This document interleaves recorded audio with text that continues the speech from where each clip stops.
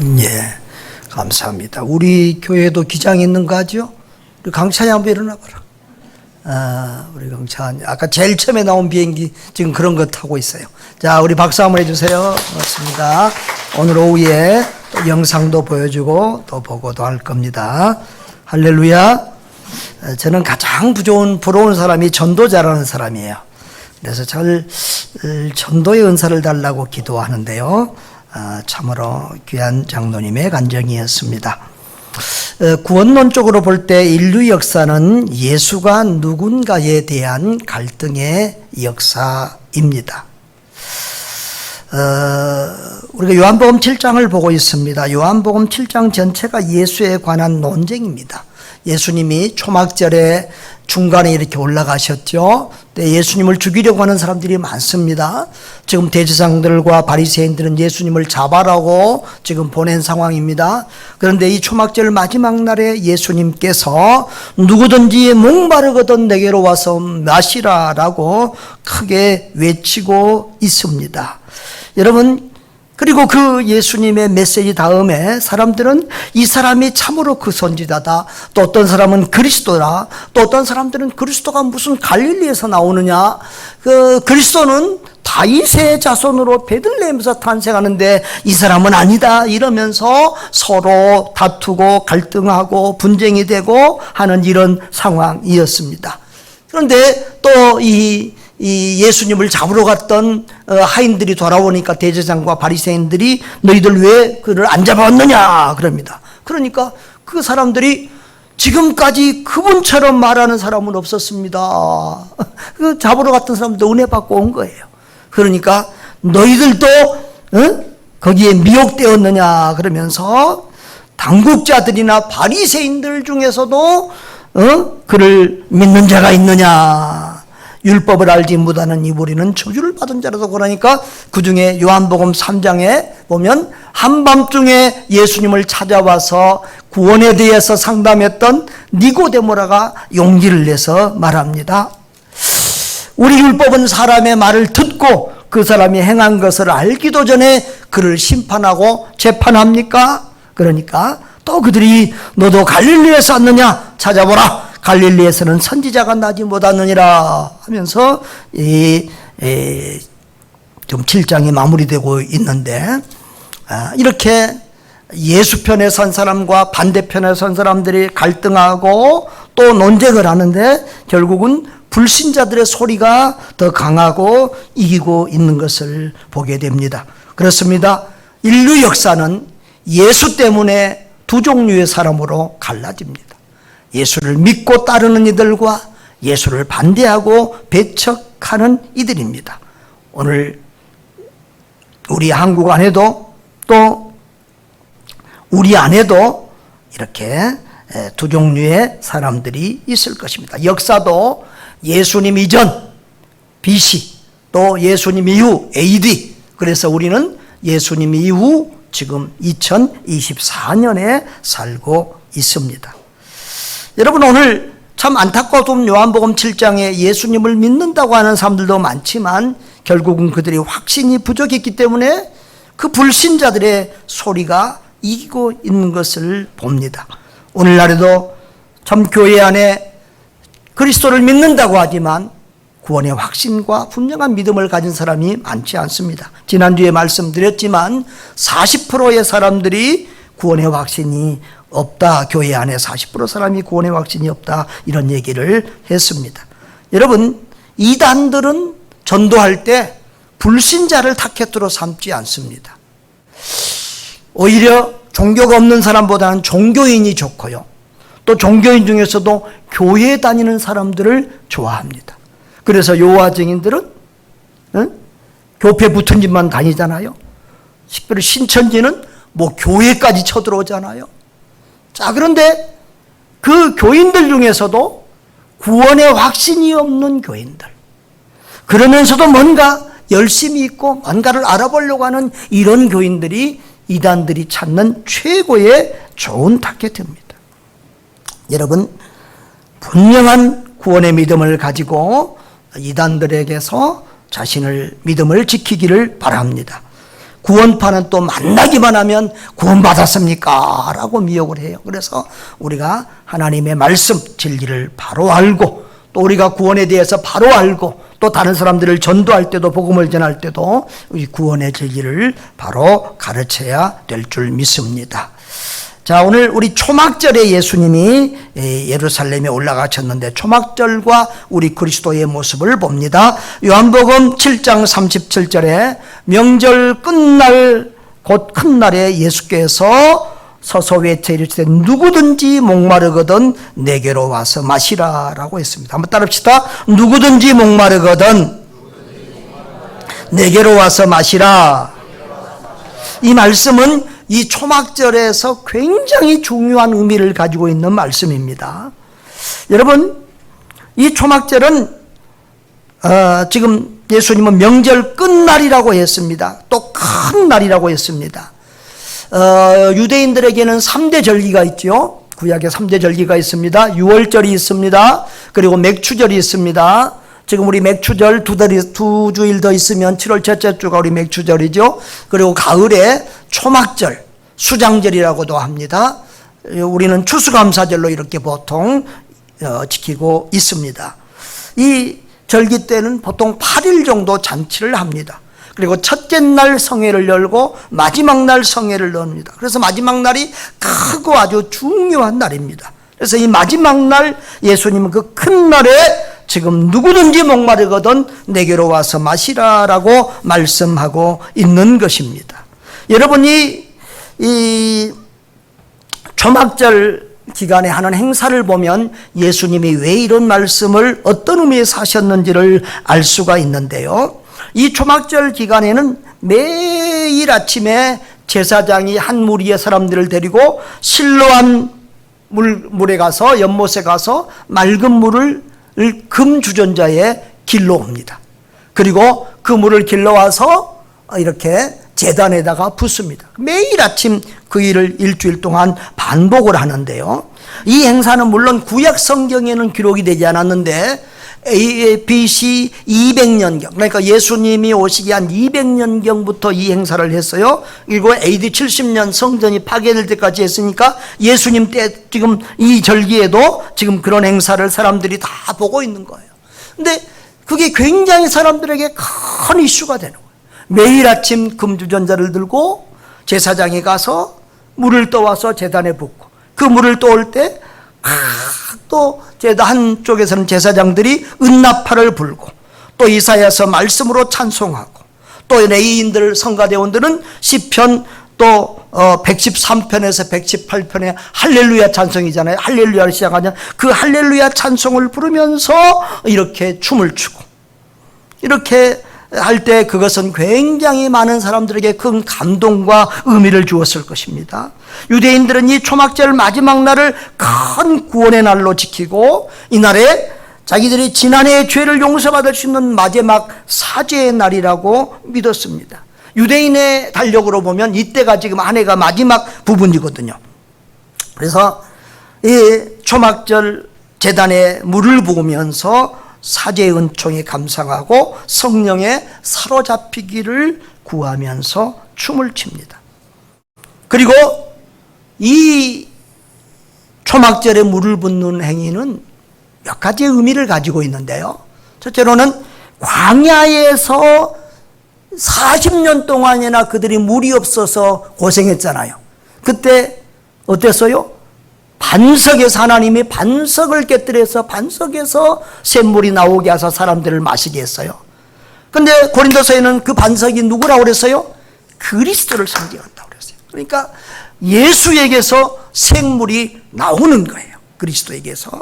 그리고 이제 이 초막절이 끝나면은 밀농사와 보리농사를 짓기 위해서 이른비가 필요해요. 비가 와야 돼요. 그래서 또 비를 구하면서 이런 행사를 하는 것입니다. 또 이들은 성령의 이 물을 붓는 것은 메시아가 오실 때 부어지는 성령을 상징하는 것이기도 했습니다. 그리고 유대인들은 이 구약의 전통에 따라서 메시아는 초막절에 오신다고 믿었습니다. 바로 메시아가 오신다고 믿는 그 초막절에 메시아이신 그리스도가 나타나서 누구든지 목마르거든 내게로 와서 마셔라. 나를 믿는 자는 그 배에서 생수의 강이 흘러나오리라. 이렇게 말씀한 것은 무슨 의미겠습니까?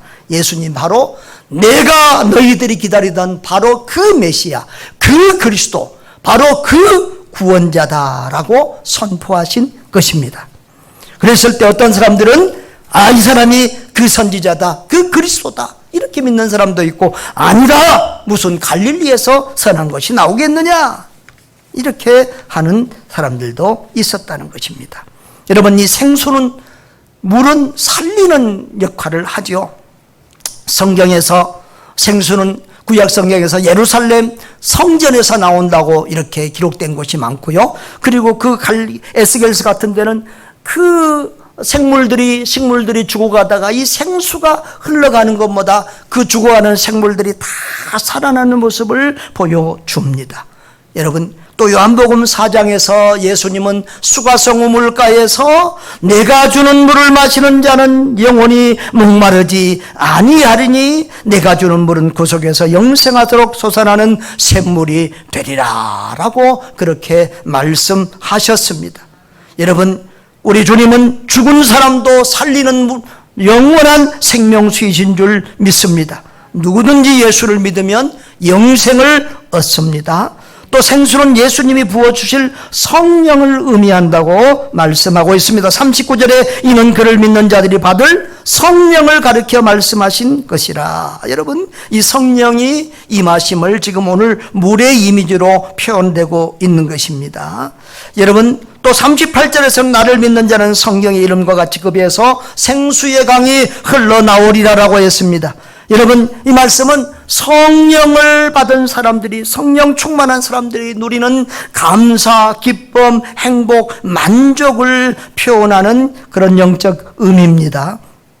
그런데 거기 가로에 보면 뭐라고 되어 있어요? 가로에 지금 이제 그것을 부연 설명을 해놓은 겁니다. 예수께서 아직 영광을 받지 않으셨으므로 성령이 아직 그들에게 계시지 아니하더라라고 했습니다. 여러분, 성령은 이미 구약 시대부터 활동하셨지만 그 구약 시대에는 특별한 사람들에게만 임하였고 또 한정이 되었습니다.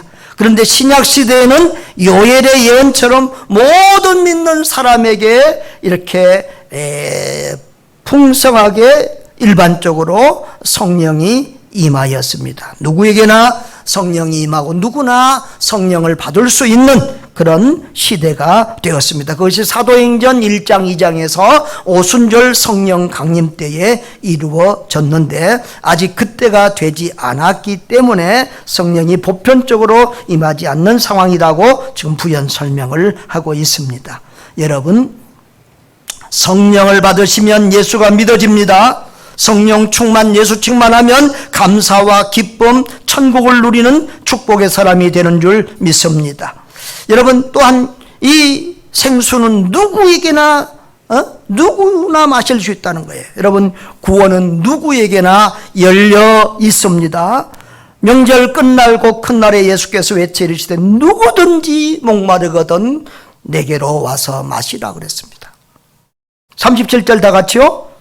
명절 끝날고 큰 날에 예수께서 외쳐 이르시되 누구든지 목마르거든 내게로 와서 마시라. 여러분, 누구든지입니다. 아무라도 모두 다에게 구원의 문이 열려 있습니다.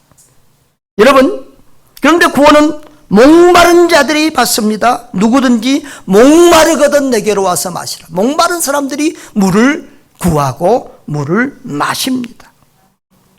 그래서 성경은 이 목마름을 굉장히 강조합니다. 사슴이 시냇물을 찾아 헤매는 것처럼 그렇게 하나님을 찾는 사람들, 갈급한 사람들에게 하나님의 은혜가 임합니다. 교회를 오래 다녀도 구원에 대해서, 죄사함에 대해서 관심이 없는 사람들이 있습니다. 이 땅에서 뭐 잘 먹고 잘 살고 행복하게 살면 되지, 뭔 구원이 무슨 의미가 있느냐, 천국이 어디 있어 하는 그런 사람들이 있어요. 이런 사람들은 교회에 다녀도 구원받기 힘듭니다. 항상 종교인에 머물러 있고 진정한 참된 믿음의 그리스도인이 되지 못합니다. 천국은 마음이 가난한 자들에게 주어지는 나라입니다. 한번 따라합시다. 천국은 마음이 가난한 자들에게 주어지는 나라다. 여러분, 성령의 생수는 마음이 가난하고 구원과 은혜를 갈망하는 자들에게 부어지는 줄 믿습니다. 마태복음 5장 3절에는 심령이 가난한 자는 복이 있나니 천국의 저들의 것입니다. 애통하는 자는 복이 있나니 그들이 위로를 받는다. 의에 졸이고 목마른 자는 복이 있나니 그들이 배부를 것임이라고 했습니다. 여러분, 저와 여러분, 우리 모두는 늘 주님의 은혜를 사모하고 갈급하는 그런 심령을 갖고 있기를 주의 이름으로 축원합니다. 여러분, 누구에게나 구원의 문이 열려 있는데 그 예를 성경에서 한번 들어보겠습니다. 신약성경 누가복음 23장에 보면 예수님이 십자가에 달리실 때 양옆에 2개의 십자가가 더 달려서 총 3개의 십자가가 달려있는 것을 보게 됩니다. 저는 그 장면을 볼 때마다 참 하나님은 기가 막힌 연출가고 기가 막힌 최고의 감독이시다, 그런 감동을 받습니다. 왜 예수님이 이 십자가에 죽으시는 그 역사적인 인류 역사에 단 한 번에 있는 그때에 예수님 양쪽에 2개의 십자가가 더 달려서 3개의 십자가가 있느냐는 거예요. 여러분, 누가복음 23장 32절에 보면 다른 2 행악자도 사형을 받게 되어 예수와 함께 끌려가고 해골이라는 곳에 이르러 거기서 예수를 십자가에 못 박고 2 행악자도 그렇게 하니 하나는 우편에 하나는 좌편에 있더라 그랬습니다. 자, 그런데 그 누가복음의 내용을 보면 한편 강도는 나중에 예수 믿고 구원받잖아요. 그리고 한편 강도는 멸망받고 지옥에 갑니다. 이 3개의 십자가는 아주 큰 의미를 우리에게 보여줍니다. 여러분, 이 3 십자가는 다 죄인들이 달린 것입니다. 우리 예수님은 죄 없으신 분이지만 우리 죄를 대신 지고 죄인의 자리에서 우리 대신 벌을 받은 줄 믿습니다. 자, 그런데 이 가운데 십자가에서는 유일한 구원자이신 예수 그리스도가 달려 있습니다. 여러분, 인류 역사 가운데 사람을 죄에서 구원할 자는 우리 예수님 딱 한 분인 줄 믿습니다. 다른 구원자는 없습니다. 요한복음 14장 6절에 예수께서 이르시되 내가 곧 길이요 진리요 생명이니 나로 말미암지 않고는 아버지께로 올 자가 없느니라 라고 했습니다. 사도행전 4장 12절에도 다른 이로서는 구원을 받을 수 없나니 천하 사람 중에 구원을 받을 만한 다른 이름을 우리에게 주신 일이 없음이라 하였더라 라고 했습니다. 여러분, 만일 내가 불교나 다른 종교를 가진 사람들하고 잘 지내자고 좋게 지내자고 예수 안 믿어도 아무 종교나 잘 믿으면 구원받습니다 이렇게 말하면 나는 예수님을 거짓말쟁이로 만드는 것이 돼요. 예수님께서 직접 내가 곧 길이요 진리요 생명이니 나로 말미암지 않고는 아버지께로 올 자가 없느니라라고 말씀하셨고, 그 수제자 베드로도 다른 이로서는 구원을 받을 수 없고 하나님은 천하 사람 중에 구원을 받을 만한 다른 이름을 우리에게 주신 일이 없다고 말씀하셨기 때문입니다. 여러분, 양편 십자가에 강도가 있습니다. 그 강도는 둘 다 죄인이지요. 여러분, 이것은 온 인류 모든 사람은 죄인이라는 의미입니다. 여러분, 예수님 옆에 2 강도는 죄 지은 인류를 상징합니다. 그런데 둘 다 흉악한 강도들입니다. 십자가에 달려서 사형을 받을 정도 같으면은 이건 아주 최악의 흉악한 강도나 살인범 정도입니다. 여러분, 우리도 거룩하신 하나님의 눈에 볼 때는 흉악한 강도요 죄인인 줄 믿습니다. 로마서 3장 23절에도 모든 사람이 죄를 범하였으며 하나님의 영광에 이르지 못했다 그랬고, 로마서 5장 12절에도 모든 사람이 죄를 범하였으므로 사망이 모든 사람에게 이르렀다 그랬습니다. 로마서 3장 10절에도 기록한 바 의인은 없나니 하나도 없다라고 했습니다. 여러분, 모든 사람은 죄인입니다. 저도 죄인이고 여러분도 다 죄인입니다. 그런데 구원받는 죄인도 있다는 거예요. 여러분, 한편 강도는 구원을 받았습니다. 어떻게 해서 구원을 받았을까 한번 살펴보면 의미가 있습니다. 자, 마태복음이나 마가복음을 보면 이 강도도, 양편 강도가 다 처음에는 예수님을 저롱했습니다. 너가 그리스도냐? 그러면 너도 살고 우리도 살려봐라 이렇게 했는데, 예수님이 십자가 위에서 하신 말씀과 행동을 보고 한편 강도가 회개하고 돌이키게 됩니다. 예수님이 그리스도이신 것을 알게 되고 믿게 되고 돌이켜 그가 구원을 받게 됩니다. 자, 한편 강도는 내가 그리스도가 아니냐, 너와 우리를 구원하라. 그러니까 40절에, 누가복음 23장 40절에 하나는 그 사람을 꾸짖어 이르되 내가 동일한 정죄를 받고서도 하나님을 두려워하지 않느냐 그랬습니다. 자, 이 한편 강도는 이제 하나님을 인정하고 하나님을 믿고 하나님을 두려워하는 믿음을 가지게 됐습니다. 그리고 그 다음 절에 보면 우리는 우리가 행한 일에 상당한 보응을 받는 것이니 당연하다는 거예요. 자기는 죄인이고 죄의 값을 받고 이 사형에 처하는, 사형을 당하는 것이 당연하다는 거예요. 자기가 죄인 괴수라고 하는 것을 인정하고 있습니다. 그리고 또 그 다음에는 이 사람이 행한 것은 옳지 않은 것이 없느니라. 예수님은 죄가 없으신 분이라는 것을 또 믿고 인정하고 있습니다. 자, 그리고 42절에 예수님께 이렇게 부탁합니다. 예수여, 당신의 나라에 임하실 때에 나를 기억하소서. 예수님, 당신의 나라가 어디죠? 하나님의 나라, 천국입니다. 예수님을 하나님의 나라의 주인으로 지금 인정하고 있는 것입니다. 그런데 나를 구원해 주십시오라고 안 하고 나를 기억하소서 그랬어요. 너무 자기 죄가 크고 너무 자신이 부끄러워서 나 같은 죄인 구원해 달라는 말을 감히 못하고 나를 기억해 주십시오라고 간청하고 있는 것입니다.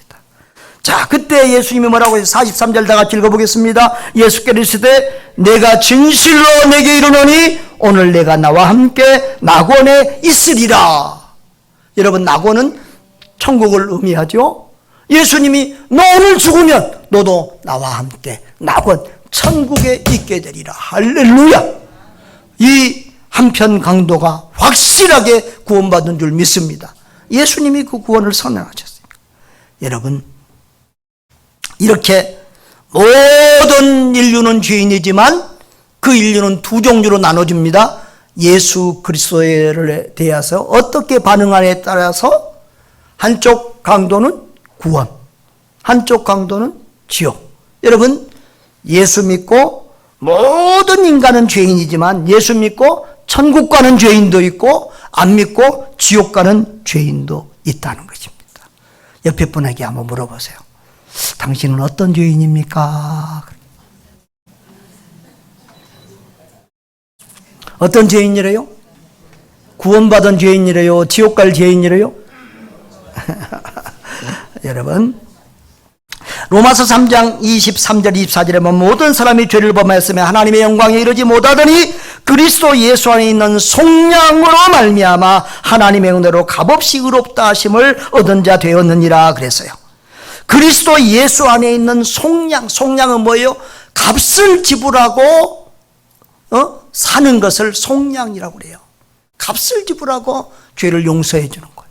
여러분, 예수님이 우리의 죄값을 십자가 위에서 대신 받으시고 우리를 구원해 준 줄 믿습니다. 그래서 우리는 하나님의 은혜로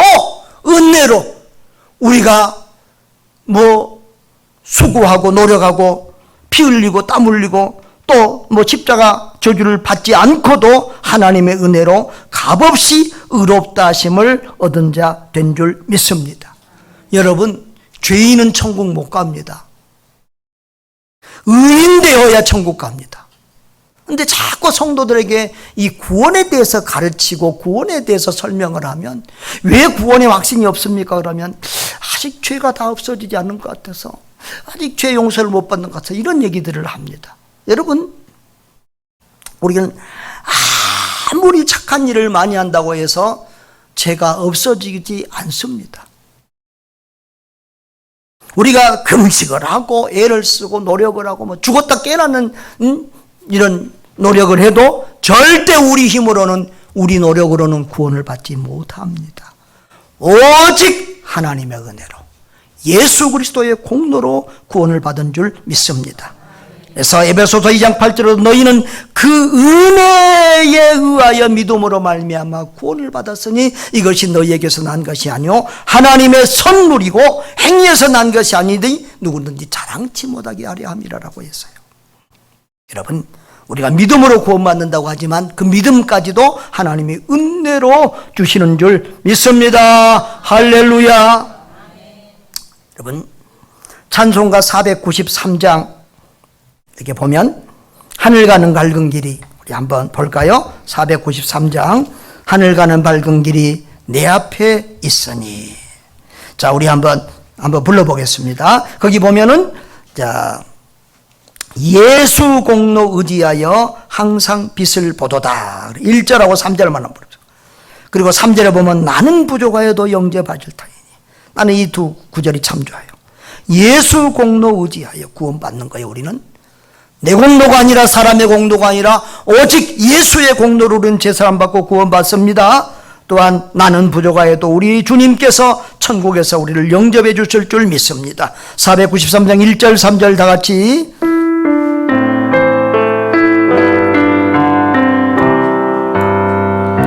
하늘 가는 밝은 길이 내 앞에 있으니 슬픈 일을 많이 보고 늘 고생하여도 하늘 영광 밝으니 어두운 그늘에 지니 예수 공로 의지하여 항상 믿음으로 내가 천성 바라보고, 내가 천성 바라보고 가까이 왔으니 아버지 영왕집에 나 쉬고 싶다. 나는 부족하여도, 나는 부족하여도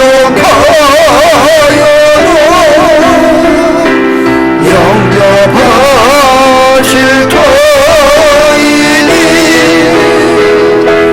영광 나라의 신이여 우주의 주라. 할렐루야.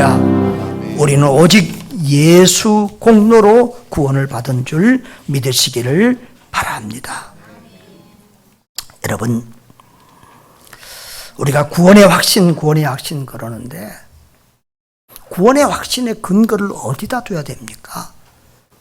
우리가 구원이라는 것을 우리의 감정의 기분에 두면 날마다 천국 같다 지옥 같다 그래요. 우리 감정은 수시로 변하는 거거든요.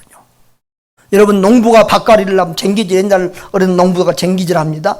그런데 저 앞에 이제 목표를 보고 가야 되는데 염소가 풀을 뜯고 있어요. 그거 보고 가다 보면 염소가 풀 뜯으면서 가버리면 삐뚤어져 버려, 옆으로 가버려요. 그런데 바위가 있어요. 저 밭도랑에 바위가 있는데 그 바위를 보고 쟁기질하면 그 바위가 움직이지 않으니까 반듯하게 가게 됩니다. 여러분, 우리의 감정이나 상황은 날마다 변하는 것입니다. 그런데 변하지 않는 하나님의 말씀, 변하지 않는 하나님의 약속이 있습니다. 그 약속을 붙들어야 되는 것입니다. 요한복음 3장 16절로 다 같이 아시지요? 하나님이 세상을 이처럼 사랑하사 독생자를 주셨으니 이는 그를 믿는 자마다 멸망하지 않고 영생을 얻게 하려 하심이라. 믿는 자마다 멸망하지 않고 영생을 얻는다. 믿습니까? 영접하는 자, 곧 그 이름을 믿는 자들에게는 하나님의 자녀가 되는 권세를 주셨으니 믿습니까? 우리는 여러분 그런 믿음을 가지고 살아야 될 줄 믿습니다. 할렐루야. 여러분, 그런 말이 있습니다. 기는 놈 위에 무슨 놈이 있어요? 예? 기는 놈 위에 뛰는 놈이 있어요. 뛰는 놈 위에 나는 놈이 있어요. 나는 놈 위에 뭐가 있는 줄 아세요? 붙어가는 놈이 있어요. 여러분, 독수리 위에 딱 붙어 있으면 독수리가 어디로 가든지 날아가든지 그 위에 붙어서 가는 거예요. 여러분, 우리가 우리 힘으로, 우리 능력으로, 우리 의로는 천국 갈 수 없어요. 근데 예수님께 딱 붙어 있기만 하면, 주의 말씀 딱 붙들고 가면 우리가 천국 가게 될 줄 믿습니다. 할렐루야. 여러분, 신앙생활 하면서 확신이 중요합니다. 오늘 본문에 보면은 서로 이렇게 예수가 그리스도가 아니다 그러다가 결국 다 지잖아요. 왜 그래요? 하나님의 말씀에 대한 지식이 부족하고 예수님을 확실히 알지 못하기 때문에 그래요. 여기 보면 오늘 의심하는 자들이 두 가지를 이렇게 질문하고 있어요. 요한복음 7장 41절에 보면 어떤 사람은 그리스도라 하며 어떤 이들은 그리스도가 어찌 갈릴리에서 나오겠느냐 이렇게 하면서 예수님은 부인합니다. 여러분, 갈릴리에서는 선지자가 나올 수 없다. 그래서 성경에 보면 나사렛에서 무슨 선지자가 나오느냐 이렇게 막 예수님을 무시합니다. 그런데 이사야서 4장 9절 이사야 선지자가 700년 전에 예언하신 그 말씀을 보면은 후에는 해변길과 요단 저쪽 이방의 갈릴리를 영화롭게 하셨느니라 라는 말씀이 있어요.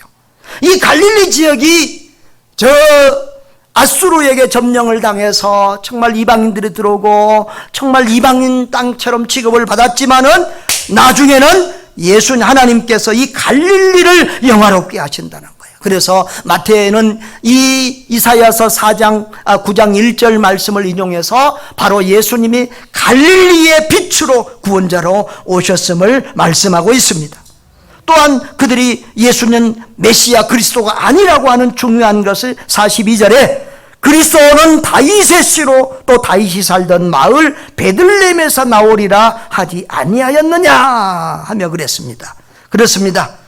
마태복음에 잘 기록이 되어 있습니다. 예수님은 아브라함과 다윗의 후손 예수 그리스도, 다윗의 후손으로 오셨어요. 그리고 다윗의 고향인 베들레헴에서 말구 위에서 출생했어요. 구약의 말씀대로 기록된 말씀대로 예수님이 오신 그 메시아, 그 그리스도인데 이들은 예수님을 알지 못하니까 예수님을 믿지 못하고 예수님을 이렇게 박해하고 죽이는 상황까지 가게 되는 거예요. 여러분, 믿으면 보입니다.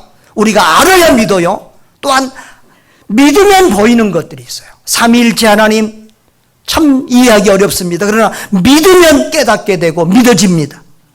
천국 보입니까? 안 보입니다. 그러나 믿으면 보이는 줄 믿습니다. 우리 개혁주의 신앙인들, 종교개혁자들이 붙은 5가지 모토가 있는데요.